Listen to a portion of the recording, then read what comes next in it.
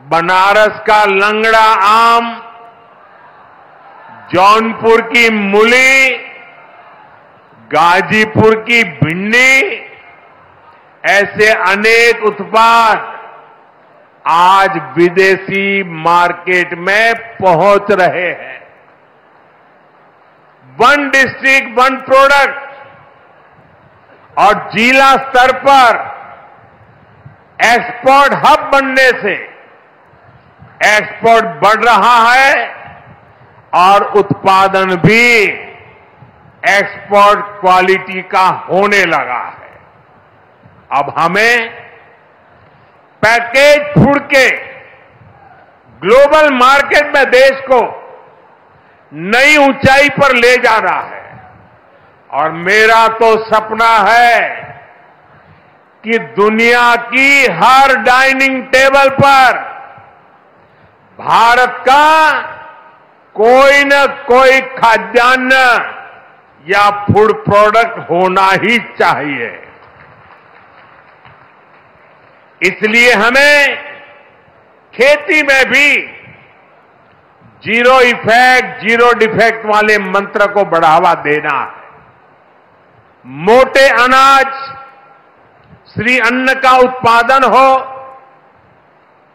औषधीय गुण वाली फसल हो या फिर प्राकृतिक खेती की तरफ बढ़ना हो, पीएम किसान समृद्धि केंद्रों के माध्यम से किसानों के लिए एक बड़ा सपोर्ट सिस्टम विकसित किया जा रहा है। भाई और बहनों, यहां इतनी बड़ी संख्या में हमारी माताएं बहनें उपस्थित हैं। माताओं बहनों के बिना खेती की कल्पना भी असंभव है। इसलिए अब खेती को नई दिशा देने में भी माताओं बहनों की भूमिका का विस्तार किया जा रहा है।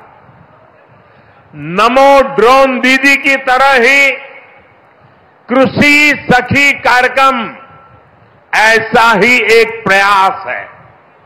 हमने आशा कार्यकर्ता के रूप में बहनों का काम देखा है। हमने बैंक सखियों के रूप में डिजिटल इंडिया बनाने में बहनों की भूमिका देखी है। अब हम कृषि सखी के रूप में खेती को नई ताकत मिलते हुए देखेंगे। आज 30,000 से अधिक सहायता समूहों को कृषि सखी के रूप में प्रमाण पत्र दिए गए हैं। अभी 12 राज्यों में ये योजना शुरू हुई है। आने वाले समय में पूरे देश में हजारों समूहों को इससे जोड़ा जाएगा। ये अभियान 3 करोड़ लखपति दीदियां बनाने में भी मदद करेगा। भाई और बहनों, पिछले 10 वर्षों में काशी के किसानों के लिए केंद्र सरकार ने और राज्य सरकार ने पिछले 7 साल से राज्य सरकार को मौका मिला है, पूरे समर्पण भाव से काम किया है।